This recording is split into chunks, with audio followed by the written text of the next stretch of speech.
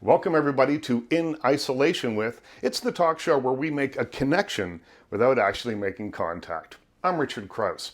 I hope that you're staying healthy, I hope you're staying happy, and I hope that you're staying safe. My guest today joins me via Zoom. Kiesza is a singer, songwriter, and pop star with a fascinating story of resilience. From the reserves of the Royal Canadian Navy to writing songs for people like Rihanna to her single Hideaway debuting at #1 on the UK singles chart to collaborating with everyone from Duran Duran to Pitbull and Diplo, she is a bona fide pop princess. Then, in 2017, she suffered life-altering injuries when a taxi T-boned the car she was riding in. Her recovery from the traumatic brain injury was slow and painstaking, involving staying in a darkened room for 6 months, but she's back with a new album, a new self-run record label, and a new outlook.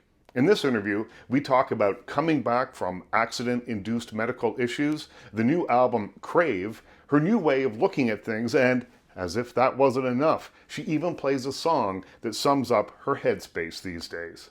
Let's get to know Kiesza. When you were growing up, I know you were a dancer and music must have played some role in your life, but what role did it play?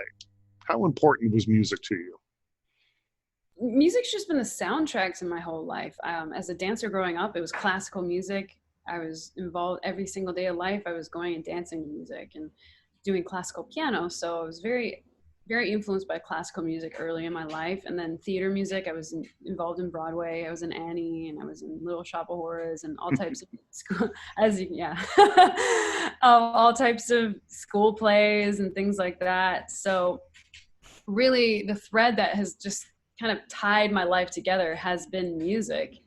Even, jumping ahead to the Navy, music is what got me through polishing my boots, polishing my gun, these long marches that we had to do for, however many miles, we got through it by singing together and chanting together.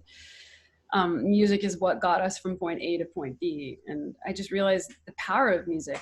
And then eventually when I started sailing tall ships and was a crew member, and, obviously I wasn't hired as a lullabyist on a tall ship, but people had trouble sleeping at nights when storms hit and pots and pans were flying around in the cupboards. And I ended up singing people to sleep almost every night. And they go right to sleep. Nothing changed. The storm didn't change. The pots and pans continued. But just by bringing out a guitar, singing them a few lullabies, it was enough. And then I realized that music is this powerful thing that has the ability to change the state of mind that a person's in. And that means that I have the power to heal, the power to help, the power to get people through things and help them overcome obstacles and help myself through the same process. So it seemed like the perfect choice of combining something I was passionate about with a career. Well, how important has music been in your recuperation? It was 3 years ago that you had a terrible car accident in Toronto. I've seen you once in that 3 years. You were on my TV show and you told me a little bit about it, but talk a little bit about that if you can. And then let's talk about the good stuff that's come from there, because when I was reading about you, I'm hearing that you are looking at this as, or finding the positive in all of this, which is, I guess, what you have to do to survive. It's really the only way to get through something that's this traumatic. Because if you focus on the negative, you're not going to go anywhere, because it's pretty much all negative. And it's you don't even have to focus on the negative because it's there all the time. It's just the pain's there, the setbacks are there, the literally the lack of connection for me to the world. Everything was just disconnected, really, and I felt very alone, very isolated, because I was. And I had to focus on the positive. I had to look to the future. I had to find hope within myself. And the only way to do that is to be positive and believe that I would get there. How hard was that? Were there moments where you just shook your head and said, I've had enough. Maybe the old life that I had isn't coming back. Oh, the old life that I had is not coming back. I mean, I had to accept that. And that's that's what ultimately allowed me to heal, is to just, I had to say goodbye to the life that I had and then accept that change was coming. Most of that change was going to happen within myself, and that I knew I was going to come out of this as a different person, which meant that things were not going back to the way they were, and it was going to be a new me. I didn't know who that was going to be, and I just surrendered to that change. And the moment that I just allowed myself to relax and accept that things were not going to ever be the same, that's when I became open.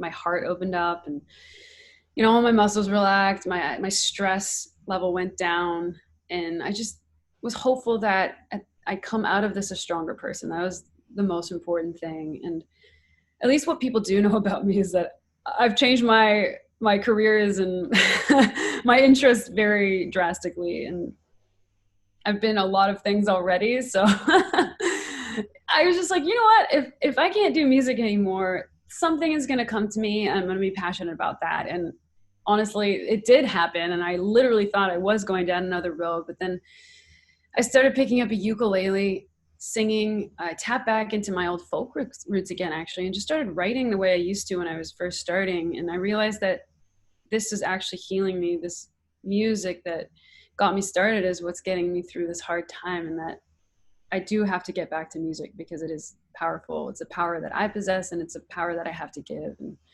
I felt like I had more to give still. Oh, I was kind of diverting a little bit, and then finally it all came together, and I was prepared to come back as a ukulele player. Well, that tour was very successful. Yeah, it was sold out. It was amazing. And it was the small rooms, which I love because I was able to see every face in the room.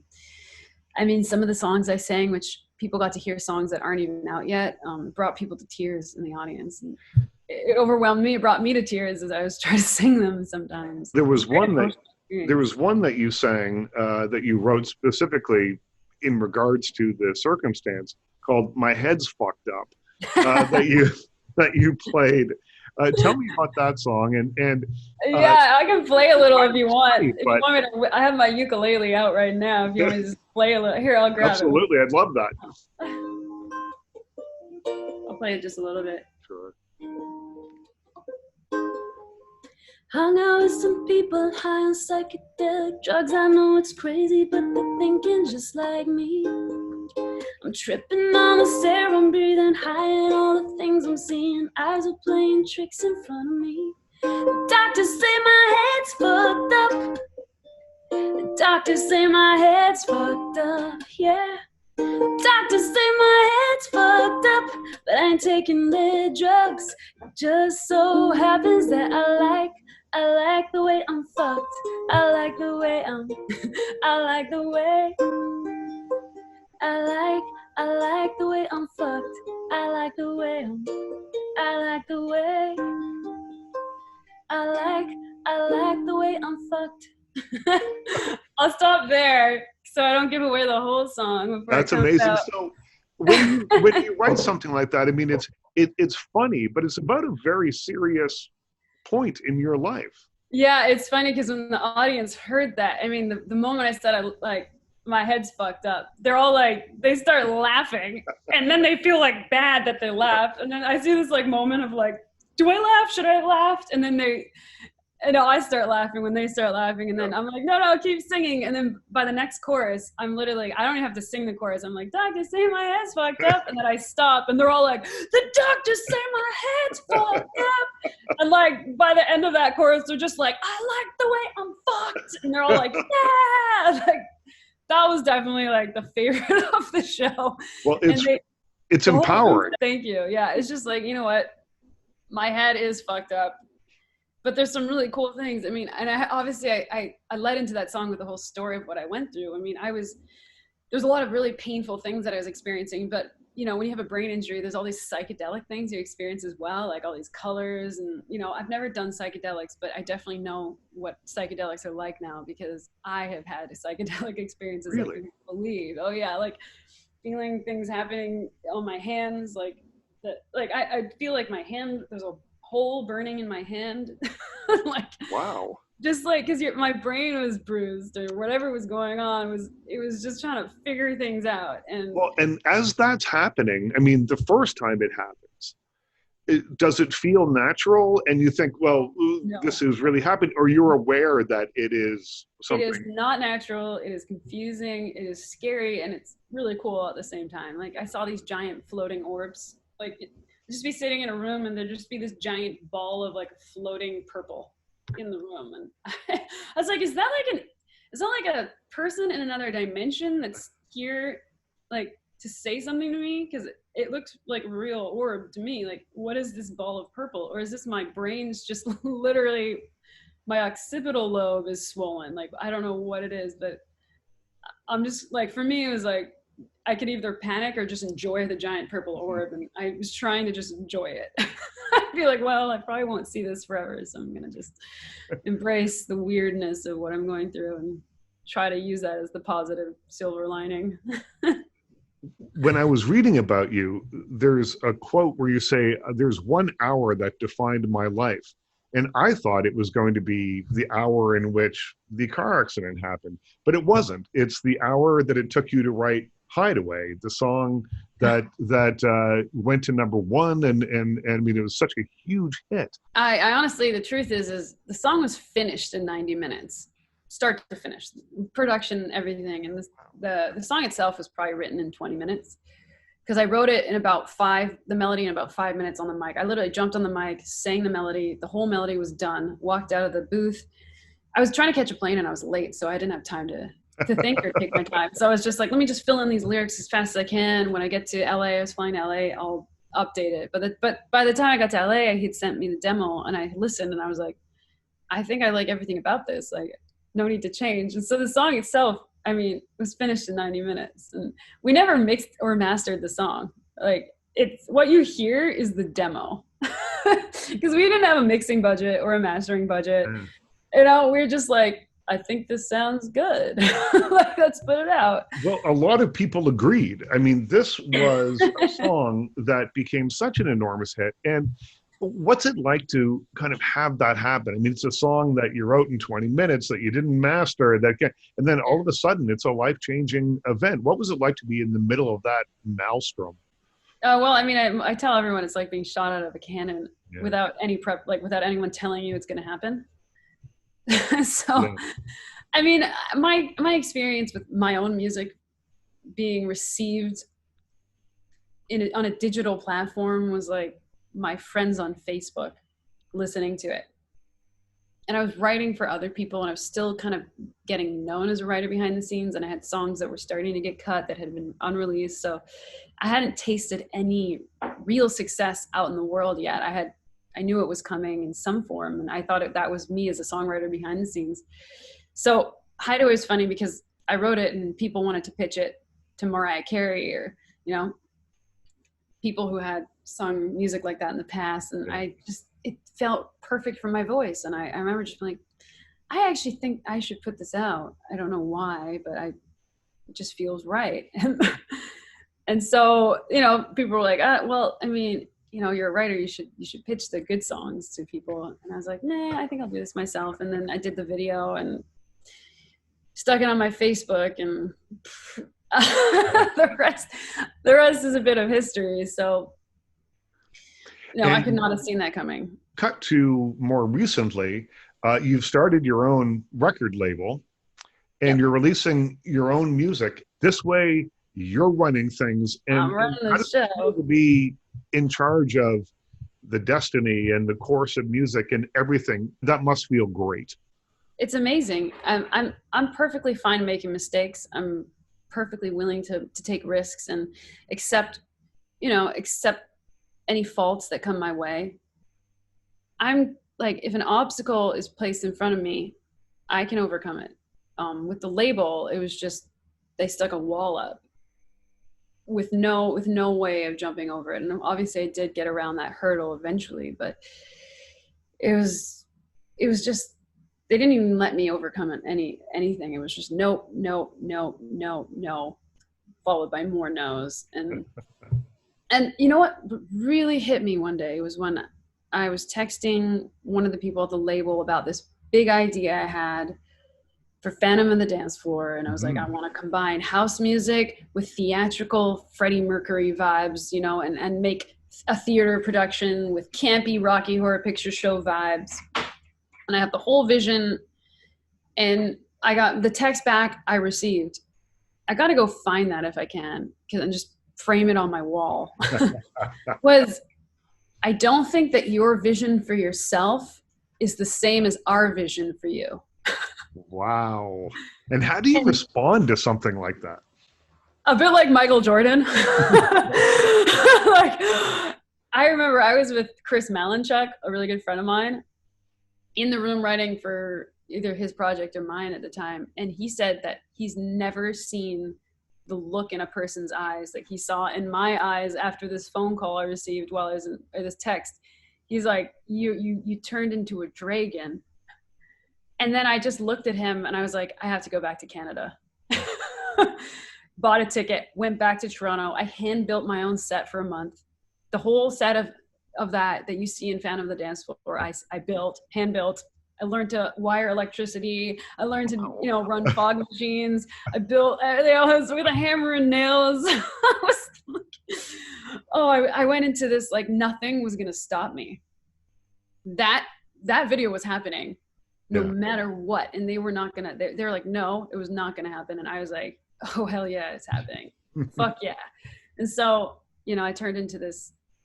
You know, I was really like Michael Jordan, just like nothing. My focus was like ironclad, and there it was. But unfortunately I did that, and then I got in the car crash. So I didn't have the energy to actually push it when I put it out, but I had to put something out that kept me motivated. So I put that out actually during the car crash, and, you know, willed myself to get, you know, my hair together. It was really, really hard, and so many challenging moments to put that out and look like I had some sort of energy behind it, but I really didn't at the time. Crave is the album right now that we're talking about. Tell me a little bit about the songs. Are these all new songs, or were there some things that were written previous to the crash? How does that all work? Well, all new to people, but yeah, Run Renegade, which is one of my favorites on the album, was written before. I loved the vibe. It was one that I had actually, believe it or not, during being on the label that I brought to them. And it was just like, sorry. And I'm like, how could you say no to a song like this? It's like, I mean, how could they hold this back? Crazy. So I was like, no, this song's coming out. I need an album that it fits on. And that wasn't like why I did this album.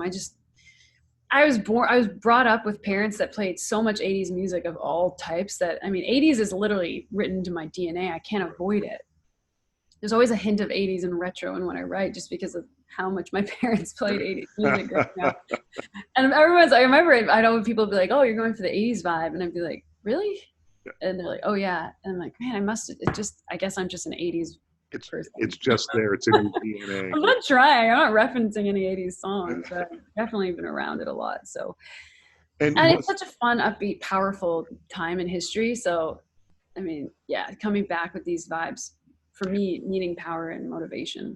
Was there a difference in your songwriting process before and after the accident? Not really totally different. I'm more confident now, and I'm a faster writer than I ever was, because to write during my head injury recovery, I had small windows to write a song before my head would crash, because writing lyrics is a lot on my brain. Reading is a lot on my brain. So reading my own lyrics as I write them would crash my head. So I had about sometimes 10 minutes to write a song.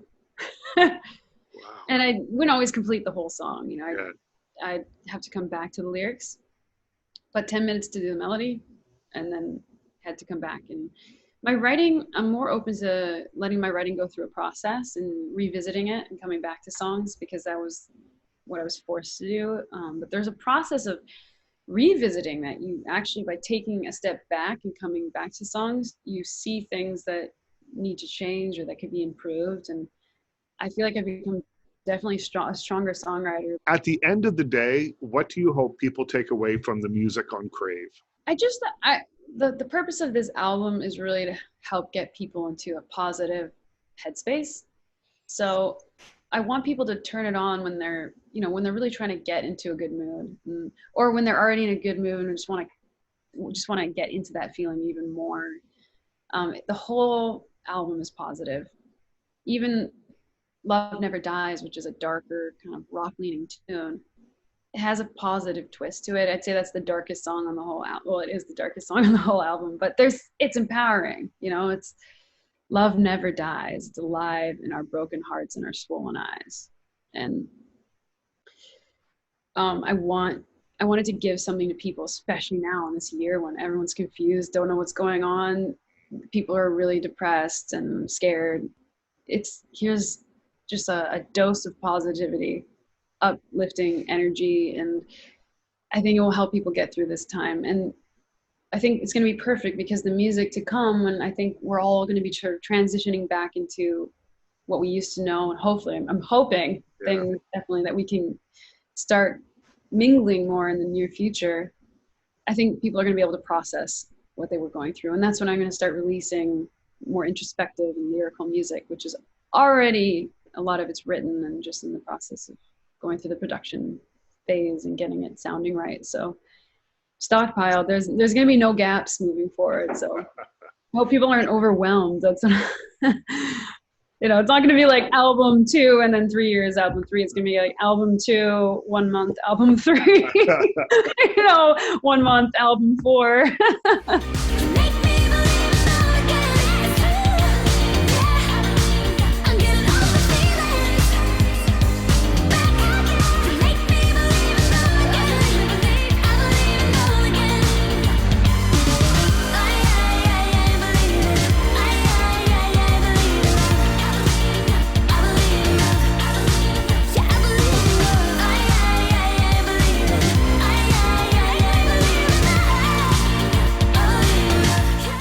People are definitely going to relate to all sides of what I'm putting out, the positive and the darker, not negative. I don't see dark times as bad. I think they're good. They're what help us change and shift and look and go within ourselves. You learn from them. You learn from them, and learning and change and growth is the best thing that can ever happen to us. So the dark times are often the best times if you just can see them that way and push through the resistance that come with them. That was my interview with Kiesza. You can find her new album, Crave, wherever you legally download or buy music. Well, that's it for today. My thanks to Kiesza for stopping by and chatting about her music and life. But most of all, my thanks goes to you for watching. I'm Richard Krause. Stay healthy, stay happy, stay safe, and we'll talk again soon.